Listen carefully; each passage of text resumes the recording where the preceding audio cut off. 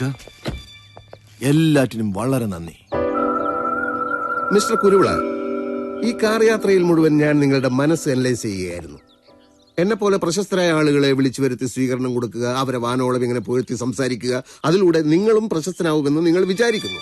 Popularity complex എന്ന് പറയുന്ന അസുഖമാണത്. എന്ന് വെച്ചാൽ നിങ്ങളും ഒരു മനോരോഗിയാണ്.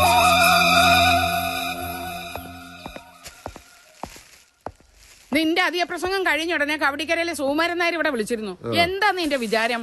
ആളുകളെ കയറി പ്രാന്തമാരെന്ന് വിളിക്കുക? എല്ലൊടിയാതെ നീ ഇവിടെ തിരിച്ചെത്തിയതേ എന്റെ പ്രാർത്ഥന കൊണ്ടാന്ന് കൂട്ടിക്കോ. കഷ്ടം. കുട്ടിക്കാലത്ത് മൂക്കൾ വലിപ്പിച്ച് കിടന്ന ആ കോന്തൻ ചെക്കനായിട്ടാണ് അമ്മ ഇപ്പോഴും എന്നെ കാണുന്നത്. കാലിഫോർണിയയിലും ബ്രസൽസിലും ജനീവയിലും ഞാൻ സഞ്ചരിച്ച നിർത്ത്. ഇത് കേട്ട് കേട്ട് എനിക്ക് മതിയായി. നിന്റെ കണ്ണി മറ്റുള്ളവർക്കല്ലേ പ്രാന്ത്, എന്റെ കണ്ണി നിനക്കാ പ്രാന്ത്. ഞാൻ അത് പഠിച്ചു ഇത് പഠിച്ചു ഒരു വലിയ കുന്തടുത്തങ്ങ് മെഴുങ്ങി എന്നൊക്കെ എപ്പോഴും പറയുന്നത് പ്രാന്തായിട്ട് തന്നെയാ. മനുഷ്യനായ നന്ദി വേണം.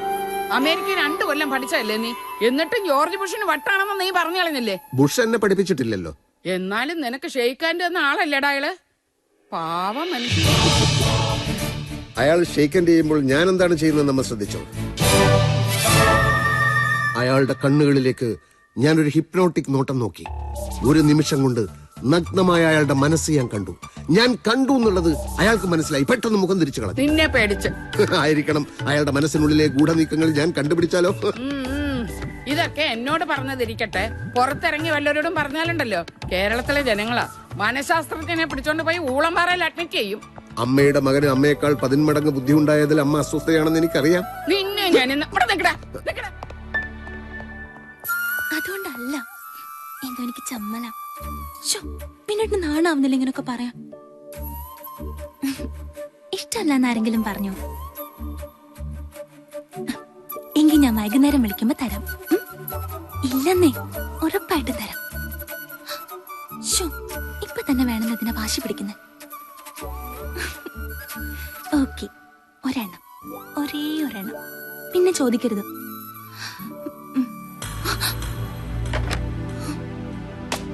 കഴിഞ്ഞ മാസം ഒറ്റയടിക്ക് 4000 രൂപയുടെ വ്യത്യാസം ഫോൺ ബില്ലിൽ കണ്ടപ്പോൾ ഞാൻ കരുതി BSNL-കാർക്ക് തെറ്റിയതായിരിക്കുമെന്ന്. നിങ്ങളുടെ കല്യാണം ഒരു ധാരണ മാത്രമേ ആയിട്ടുള്ളൂ. ഇനി മോതിരം മാറൽ, കല്യാണ തീയതി നിശ്ചയിക്കൽ, പിന്നെ കല്യാണം, എല്ലാം കൂടി എത്ര മാസം എടുക്കുമെന്നൊരു നിശ്ചയമില്ല. അത്രയും കാലം ഫോണിൽ കിസ് ചെയ്താൽ എന്റെ കാശ് എത്ര പോകുമെന്ന് ആർക്കറിയാം? നിൽക്കണേ ഇവിടെ. MSW പാസ്സായിട്ടുണ്ടല്ലോ, ഉടൻ തന്നെ ഏതെങ്കിലും ജോലി കയറ്. എന്നിട്ട് ശമ്പളം കിട്ടുമ്പോൾ ഒരു സെൽഫോൺ വാങ്ങിച്ച് വിനോദമായിട്ട് ഇഷ്ടം പോലെ സംസാരിച്ചു. വിനയേട്ടൻ പറയുന്നത് ജോലിക്കൊന്നും പോകണ്ടെന്നല്ലേ? എങ്കിൽ ഇവിടുത്തെ ഫോൺ ബില്ല് അവനോട് അടക്കാൻ പറ. നീ എപ്പോഴാ ബാംഗ്ലൂർ പോകുന്നത്? തീരുമാനിച്ചിട്ടില്ല. എന്തിനാ നീ ഇപ്പൊ ബാംഗ്ലൂർ പോന്നേ? അത് പിന്നെ ഒന്നുമില്ല, വെറുതെ ആണെങ്കിൽ ബാംഗ്ലൂരിൽ തന്നെ പോണമെന്നുണ്ടോ? വല്ല നെടുമങ്ങാട്ടോ സുൽത്താൻ ബത്തേരിയിലോ പോയാ പോരെ? അല്ല, ഞാൻ ബാംഗ്ലൂർ പോകുന്ന കാര്യം അമ്മയോട് ആര് പറഞ്ഞു? അതാരെങ്കിലും ആയിക്കോട്ടെ. എന്താ നിന്റെ ഉദ്ദേശം? ഇവളും വിനോദമായിട്ടുള്ള കല്യാണം തീരുമാനിച്ചിരിക്കാന്നുള്ള ഓർമ്മ വേണം. അതും ഈ ബാംഗ്ലൂരുമായിട്ട് ബന്ധമുണ്ടല്ലോ. വിനോദിന്റെ പെങ്ങളെ അനുപമ ബാംഗ്ലൂരിലല്ലേ പഠിക്കുന്നേ? ഇവളെ പെണ്ണ് കാണാൻ വിനോദിന്റെ കൂടെ അവൾ ഇവിടെ വന്നപ്പോ ഞാൻ ശ്രദ്ധിച്ചതാ. അവളോടുള്ള നിന്റെ ഒരു കുഴച്ചിലും മറിച്ചിലും. അമ്മ വേണ്ടാത്തത് ഓരോന്ന് പറയരുത്. നിന്റെ ഒരു വിരൽ അനങ്ങിയാ എനിക്ക് മനസ്സിലാവും അതെന്തിനാണെന്ന്. നീ ഇടയ്ക്കിടയ്ക്ക് ഫോൺ വിളിക്കാറുണ്ടെന്നോ അങ്ങോട്ട് ചെല്ലുന്നുണ്ടെന്നോ ഒക്കെ അവള് തന്നെയാ പറഞ്ഞത്. ആ കുട്ടി വിളിച്ചോ? നീ ചെല്ലുന്ന ഡേറ്റ് അറിയാൻ. നിന്റെ പകുതി പ്രായമുള്ള ആ കുട്ടിക്ക് വിനോദ് അറിഞ്ഞാ നിന്റെ കാലവൻ തല്ലി ഓടിക്കും. അമ്മ, ഞാൻ ഒന്നും മിണ്ടാടാ. എന്നാ ഞാൻ ഇനി സത്യം പറയാം. ലോകമറിയുന്ന മനഃശാസ്ത്രജ്ഞനാവാനുള്ള യാത്രയിൽ മറ്റെല്ലാം മറന്നവനാ ഞാൻ. വിവാഹം, കുടുംബം, കുട്ടികൾ എല്ലാം. ഇപ്പൊ വയസ്സ് ഒരുപാടായി. പക്ഷേ മനസ്സ് ഒരു പ്രഹേളികയാണമ്മേ. അത് നമ്മുടെ നിയന്ത്രണത്തിലല്ല.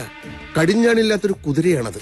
പക്ഷെ അമ്മ ഒന്നുകൊണ്ട് പേടിക്കണ്ട. വയസ്സിന്റെ ഈ കോംപ്ലക്സ് കാരണം ഞാൻ ആ കുട്ടിയോട് ഒന്നും വെളിപ്പെടുത്തിയിട്ടില്ല.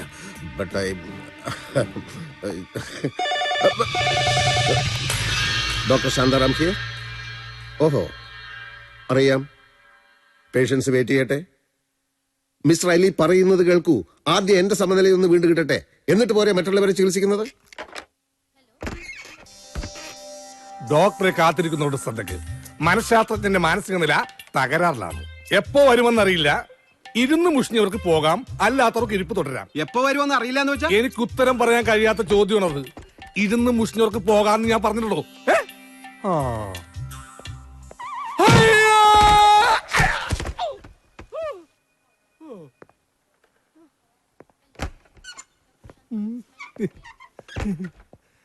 ആരാടാ എന്നെ ഇടം കാലിട്ടത്? എന്നെ വീഴ്ത്തിയവന് ഡോക്ടറുടെ മരുന്നും കൊണ്ടല്ല, എന്റെ ഈ കൈ കൊണ്ടായി ചികിത്സ വേണ്ടത്. മോന്ത പറ്റി ചപ്പാത്തി ഉണ്ടാക്കും ഞാൻ. ഡോക്ടർ അകത്തുണ്ടോ അല്ലേ? ഡോക്ടർ എത്തിയിട്ടില്ല സാർ, അകത്തോട്ടിരിക്കാം. സാറ് വന്നിട്ടുണ്ടെന്ന് ഞാൻ ഫോൺ വിളിച്ച് പറയാം. Okay. Oh,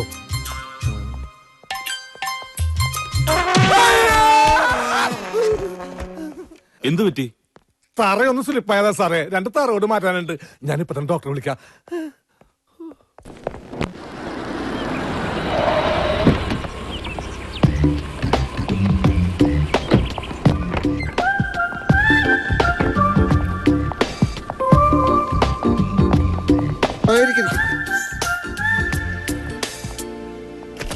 any serious problem?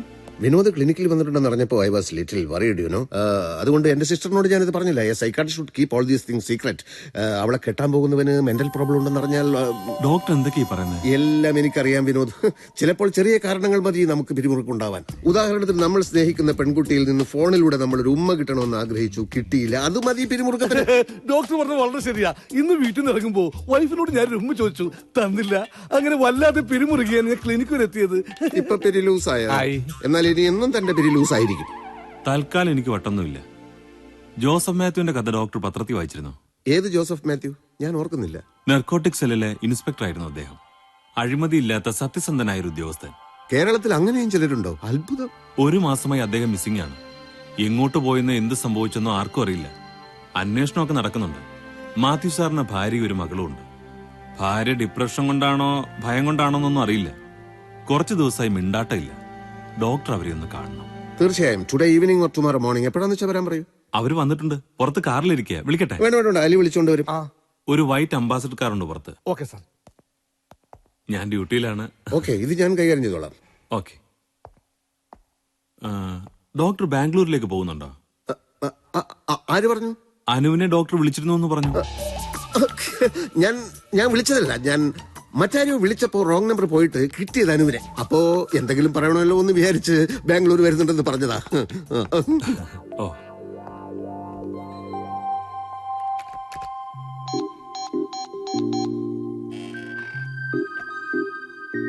Hello Anu, doctor Shantaram here. ഞാൻ ബാംഗ്ലൂരിൽ വരുന്ന കാര്യം എന്റെ അമ്മയോടും അനുവിന്റെ ചേട്ടനോടൊക്കെ പറഞ്ഞു അല്ലേ? അല്ല, നന്നായി പറഞ്ഞത്, നന്നായി. ഇതിലിപ്പോ ഇത്ര രഹസ്യം ധരിക്കുന്നു. പക്ഷേ ഞാൻ പറയുന്നത് എന്താണെന്ന് വെച്ചാൽ, അവരൊക്കെ തിരക്കുള്ളവരല്ലേ. നമ്മുടെ ഈ സില്ലി മാറ്റേഴ്സ് ഒക്കെ അവരുമായി ഡിസ്കസ് ചെയ്ത് നമ്മൾ അവരുടെ സമയം മെനക്കെടുത്തണം. അതുകൊണ്ട് ഞാൻ ഇപ്പൊ വിളിച്ചതും ഇനി വിളിച്ചാൽ അതും അവരോടൊന്നും പറയണ്ട. ചിലതൊക്കെ പറയാതിരിക്കുന്നതിലുമില്ലേ ഒരു രസം. എന്ത് രസമെന്നോ? എന്തോ ഒരു രസം. പിന്നെന്തൊക്കെയുണ്ട് അനു വിശേഷങ്ങൾ? അനുവിന് സുഖമല്ലേ? ഓ, അത് കേട്ടാ മതി എനിക്ക്. ഒരു കാര്യം ഞാൻ പറയട്ടെ, നല്ല രസമാണ് അനുവിന്റെ ശബ്ദം കേൾക്കാൻ. Sweet voice. ഇരിക്കൂ. അമ്മയ്ക്ക് വട്ടാണല്ലേ? അങ്ങനെ ചോദിച്ചത് എന്റെ ഒരു ഷോക്ക് ട്രീറ്റ്മെന്റിന്റെ ഭാഗമായിട്ടാണ്. ചിലപ്പോ രോഗി അത് കേട്ട് വയലന്റ് ആകും, പിന്നീട് ശാന്തത കൈവരിക്കും. ചിലപ്പോ അതോടെ അസുഖം ഭേദമാവുകയും ചെയ്യും. ആ മെത്തഡ് ഏറ്റില്ല. ഇരിക്കൂ. അച്ഛനെ കാണാനായിട്ട് എത്ര നാളായി എന്നാ പറഞ്ഞത്? ചേ, എന്താ ഇത്? ഒരു ഡോക്ടർക്ക് കാര്യങ്ങളൊക്കെ ചോദിച്ച് മനസ്സിലാക്കണ്ടേ? അതല്ല ഡോക്ടർ, അമ്മയും കൂടി ഈ അവസ്ഥയിലായപ്പോ മറ്റാരുമില്ല ഞങ്ങൾക്ക്. രാത്രി മുഴുവൻ ഞാൻ ഉറങ്ങാതിരിക്കപ്പോ അമ്മ വാതില് തുറന്ന് പുറത്തുപോയി വല്ല കടുങ്കയും ചെയ്യുമെന്നുള്ള ഭയത്തിൽ. എന്താ പേര്? സോഫിയ. സോഫിയക്ക് ജോലി വല്ലതുണ്ടായിരുന്നോ? B.Ed കഴിഞ്ഞതാ. PSC എഴുതി. മാനേജ്മെന്റ് സ്കൂളിൽ ചേരാന്ന് വെച്ചാ കുറെ പണം വേണം. അച്ഛൻ റിട്ടയർ ചെയ്യാൻ 1 വർഷേ ഉള്ളൂ. അപ്പൊ കിട്ടാനിടയുള്ള പണം വെച്ച് അങ്ങനെയൊക്കെയാ വിചാരിച്ചിരുന്നത്. ഇപ്പൊ കുറച്ചു കുട്ടികൾക്ക് ട്യൂഷൻ എടുക്കുന്നുണ്ട്. അമ്മയുടെ കാര്യത്തിൽ ഇനി ഭയം വേണ്ട. ഞാൻ ഏറ്റു. എന്റെ അടുത്ത് എത്തിപ്പെട്ടത് ഭാഗ്യമാണെന്ന് കൂട്ടിക്കോളൂ. California university talent of the year ആയി എന്നെ തെരഞ്ഞെടുത്തത് അറിഞ്ഞിരിക്കുമല്ലോ. ജോർജ് ബുഷ് ഓടി വന്ന് ഷേക്ക് ഹാൻഡ് ചെയ്യായിരുന്നു. ഇതാ കണ്ടില്ലേ?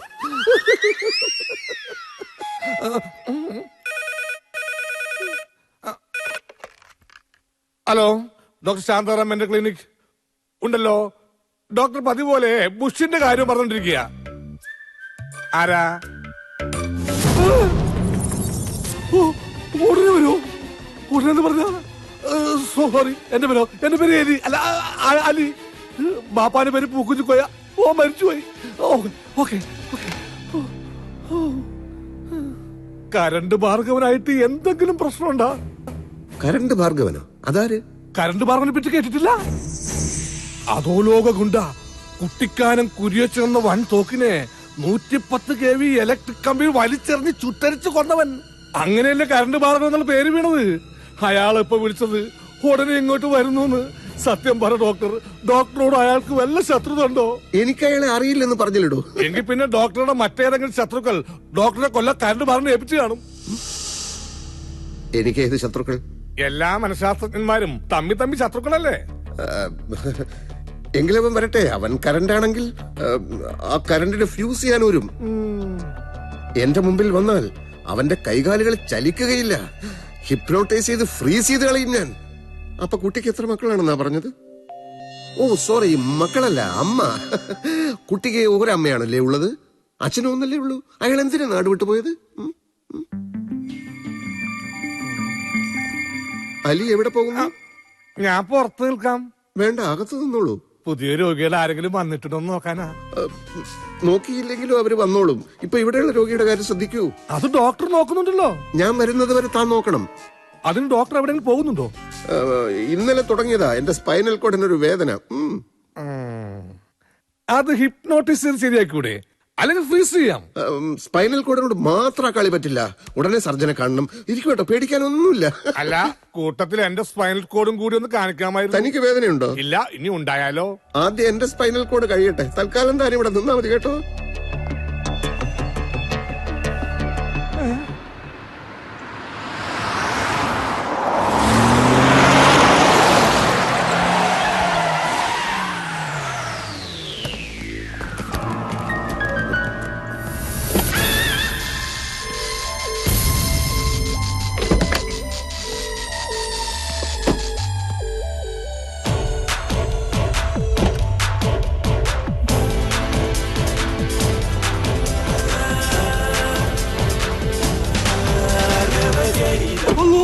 അത് തന്നെ കരണ്ട്.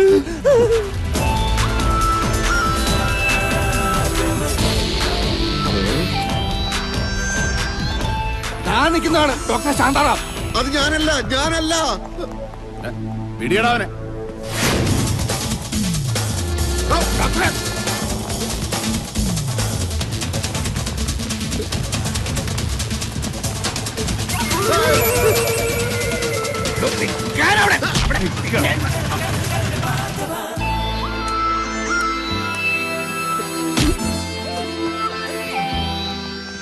എന്നെ പേടിച്ചോടിയതാണല്ലേ? അല്ല, ഡോക്ടേഴ്സ് അസോസിയേഷന്റെ വാർഷികത്തിന് ഓട്ട മത്സരത്തിന് പേര് കൊടുത്തിരുന്നു. അതുകൊണ്ട് സമയം കിട്ടുമ്പോഴൊക്കെ ഞാൻ ഓടാറുണ്ട്. കള്ളം, പച്ചക്കള്ളം. സത്യം പറ, പേടിച്ചിട്ടല്ലേ ഓടിയത്? ഓടണം. ഭാർഗവനെ കാണുമ്പോ ഏത് കൊലക്കൊമ്പനും ഓടണം. ഓടുന്നവനെ ഓടിച്ചിട്ട് പിടിക്കലാണ് ഞങ്ങളുടെ രീതി. ഇരയെ വേട്ടയാടി കൊന്നു തിന്നുന്നതാണ് ഞങ്ങളുടെ ശൈലി. ഞാനൊരു തെറ്റും ചെയ്തില്ലല്ലോ. അതൊക്കെ അകത്ത് നിന്നിട്ട് പറയാം. കമാൻ അണ്ണാ, ഒരു സെക്കൻഡ്.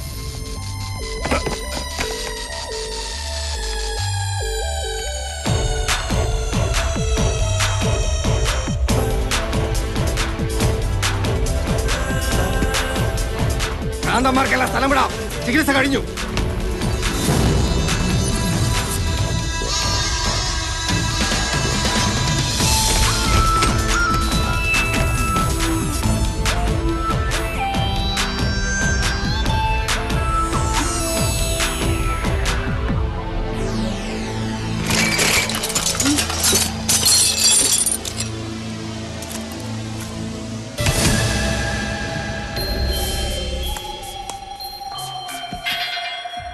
ഇരുന്നോളൂ. നിൽക്കുന്നതാ എനിക്കിഷ്ടം. ഇരിക്കണം. എന്നെ പറ്റി കേട്ടിട്ടുണ്ടോ? ഉവ്വ്. എന്താ കേട്ടത്? വളരെ നല്ല മനുഷ്യനാണെന്നാ കേട്ടത്. ഒരു ഉറുമ്പിനെ പോലും നോവിക്കാത്ത. ഉറുമ്പിനെ നോവിച്ചിട്ട് എന്താണോ കാര്യം? ഉറുമ്പല്ല എന്റെ ശത്രു. പോലീസാണ്, കോടതിയാണ്, ഭരണകൂടമാണ്. ഇതിനെയൊക്കെ ഞാൻ നോവിക്കും. നോവിച്ചിട്ടുണ്ട് ഭാർഗവൻ. തെളിവുകളില്ലാത്തതുകൊണ്ട് മാത്രം ജയിലിന് പുറത്ത് കഴിയുന്നവനാണ് ഞാൻ. വല്ലവനും തെളിവും കൊണ്ട് വന്നാൽ പിന്നെ അവൻ വെള്ളം കുടിച്ചാകുകയല്ല. അത് വേറെ കാര്യം. മനസ്സിലായോ? കഞ്ചാവ് കൃഷിയാ എന്റെ മെയിൻ പണി. കൂട്ടത്തിലെ ആളക്കൊല്ലും ആനക്കൊമ്പും എല്ലാ പരിപാടിയുണ്ട്. എന്നെ ഒതുക്കാൻ നോക്കിയവനൊക്കെ ഞാൻ ഒതുക്കിയിട്ടേ ഉള്ളൂ. കേട്ടിട്ടുണ്ടോ കുട്ടിക്കാനം കുരിയച്ചന്റെ കഥ? 110 kV ഇലക്ട്രിക് കമ്പിയിൽ. അത് തന്നെ. ഇതൊക്കെ അറിഞ്ഞിട്ടാണോ ഞാൻ നല്ലവനാണെന്നാ കേട്ടെന്ന് താൻ പറഞ്ഞത്? അല്ല, മോശമായിട്ടാ കേട്ടതെന്ന് പറഞ്ഞാൽ ഇഷ്ടപ്പെട്ടില്ലെങ്കിലോ എന്ന് കരുതി. അത് ന്യായം. എന്നാ കേട്ടോ, ഞങ്ങൾ ഈ അധോലോക നായകന്മാർക്ക് മോശം കേൾക്കാനാ കൂടുതൽ ഇഷ്ടം. അതവിടെ നിൽക്കട്ടെ. ഇപ്പൊ എത്ര രൂപ ബാങ്ക് ബാലൻസ് കാണും? ഒരു 50,000 കാണും. അത് പെങ്ങളുടെ കല്യാണ ചെലവിന് വെച്ചതാ. പക്ഷെ സാരമില്ല, വേണമെന്നുണ്ടെങ്കിൽ ഇപ്പൊ തന്നെ ചെക്ക് എഴുതരാം.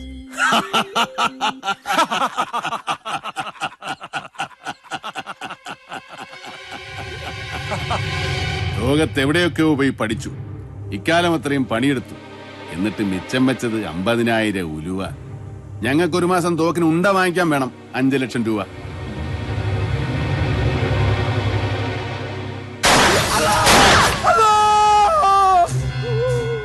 ഇതൊരു ക്ലിനിക്കാണ്. ഇവിടെ വെടി. ആർഗവൻ എവിടെ നിൽക്കുന്നോ അവിടെ വെടിയും പോവൊക്കെ ഉണ്ടാവും. ഞാൻ വന്ന കാര്യത്തിലേക്ക് കിടക്കാം. വേറൊരു അധോലോക നായകൻ ബോംബെയിലുണ്ട്. ഞങ്ങൾ ഫ്രണ്ട്സാ. വെടിയും കുത്തും ആനക്കൊമ്പും ഒക്കെ തന്നെ അവന്റെയും പണി. കുറെ കാലമായിട്ട് അവന് തോക്കെടുക്കുമ്പോ കൈക്കൊരു വിറയൽ, പഴയ ധൈര്യമൊക്കെ ചോർന്നു പോയതുപോലെ. ശത്രുക്കളെ കുറിച്ച് ഓർക്കുമ്പോഴേ പേടിയാ. ബിൻലാദിനെ കൊണ്ടുപോയി ചികിത്സിക്കാമെന്നൊക്കെ പറഞ്ഞ ആളല്ലേ. എത്രയും പെട്ടെന്ന് അവനെ ഒന്ന് നേരെയാക്കി തരണം. ഇതിനാണോ എന്നെ കാണാൻ വന്നത്? അതെ. ഇതിനാണോ ഈ മേശമേലുള്ള സാധനങ്ങളൊക്കെ തട്ടി താഴേട്ടത്, വെടി പൊട്ടിച്ചത്? അതൊക്കെ ഞങ്ങളുടെ ഒരു രീതിയാണെന്ന് പറഞ്ഞില്ലേ. നഷ്ടപരിഹാരം തരാം. കണ്ണപ്പ ജബ്ബാറെ, കാറിൽ നിന്ന് ഒരു 10 ലക്ഷം രൂപ എടുത്തുണ്ടോ? 1 കോടിയുടെ ഒറ്റ കെട്ടാ. എടുത്തുണ്ട് വാടോ, കെട്ട് പൊട്ടിക്കാം. ഓ, എനിക്കിപ്പോ ഒന്നും വേണ്ട. വേണ്ട. അപ്പൊ എന്റെ ഫ്രണ്ടിന്റെ കാര്യത്തിലുള്ള തീരുമാനം പറ. ആത്മവിശ്വാസം നഷ്ടപ്പെട്ട അധോലോക നായകൻ ഫ്രണ്ടൊന്നുമല്ല, നിങ്ങൾ തന്നെയല്ലേ?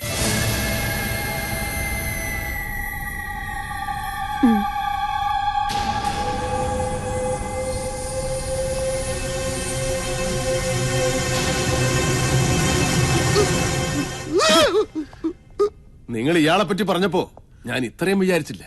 ജഗജില്ലിയല്ലേ ഇയാള്? സമ്മതിച്ചിരിക്കുന്നു. മിടുക്കൻ. പകുതി ധൈര്യം ഇപ്പോഴേ വീണ്ടും കിട്ടിയതുപോലെ തോന്നുന്നു. ഇനി താമസിപ്പിക്കണ്ട. ഗുളികെ അരിഷ്ടോ എന്താന്ന് വെച്ച് തന്നോളൂ. എനിക്ക് എത്രയും പെട്ടെന്ന് പഴയ ഭാർഗവനാകണം. മനഃശാസ്ത്രജ്ഞന്റെ കണ്ണിൽ കുറ്റം ചെയ്യുന്നവരാ മനോരോഗികൾ. വെറുതെ ഇരിക്കുന്നവനെ കൊല ചെയ്യാൻ പ്രേരിപ്പിക്കുന്ന മനഃശാസ്ത്രം ഞാൻ പഠിച്ചിട്ടില്ല. ഓ, അപ്പൊ അതാണ് കാര്യം. എങ്കിൽ കൊലയും കത്തിക്കുത്തുമൊക്കെ നമുക്ക് വിടാം. ഞാൻ നല്ല അസലായിട്ട് വണ്ടി ഓടിക്കുന്ന ഒരു ഡ്രൈവറാണെന്ന് കരുതിക്കും. കുറച്ച് ദിവസമായി സ്റ്റിയറിംഗ് തൊടുമ്പോൾ എന്റെ കൈ വിറയ്ക്കും. എതിരെ വരുന്ന വാഹനങ്ങൾ എന്നെ ഇടിക്കുമോ, ഞാൻ ചത്തുപോകുമോ എന്നൊക്കെയാണ് എന്റെ പേടി. ഈ പേടി മാറ്റാൻ നിങ്ങൾ പഠിച്ച ഏതെങ്കിലും പുസ്തകത്തിൽ എന്തെങ്കിലും വിദ്യയുണ്ടോ? പറയണോ? വരട്ടെ, ഞാൻ പറഞ്ഞിട്ട് മതി. എനിക്ക് കുറച്ച് സാവകാശം തരുമോ? ഏത് നിമിഷവും പൊട്ടിത്തെറിക്കാൻ പോകുന്ന ഒരു അഗ്നിപർവ്വതത്തിന്റെ മുകളിലാണ് ഞങ്ങളുടെ ഇരിപ്പ്. എത്ര സമയം വേണം? അത് ഒരു 2-3 ദിവസത്തിനകം പറയാം. ഓക്കെ. കണ്ണപ്പ, ഇയാൾക്ക് എന്റെ ഫോൺ നമ്പർ കൊടുക്കും. റെഡിയായാൽ ഉടനെ വിളിക്കണം. പിന്നെ വേറൊരു കാര്യം, എനിക്കിങ്ങനെ ഒരു അസുഖമുണ്ടെന്ന് മറ്റൊരു മനുഷ്യനും അറിയാൻ പാടില്ല. അറിഞ്ഞാൽ ശത്രുക്കൾക്ക് എന്നെ ഭയമില്ലാതാവും. അതോടെ എന്റെ കച്ചവടം തീരും. ആരോടെങ്കിലും ഈ സംഭവം പറഞ്ഞാൽ കൊത്തിയെറിഞ്ഞ് പട്ടിക്കിട്ട് കൊടുക്കും. അപ്പൊ പാക്കല.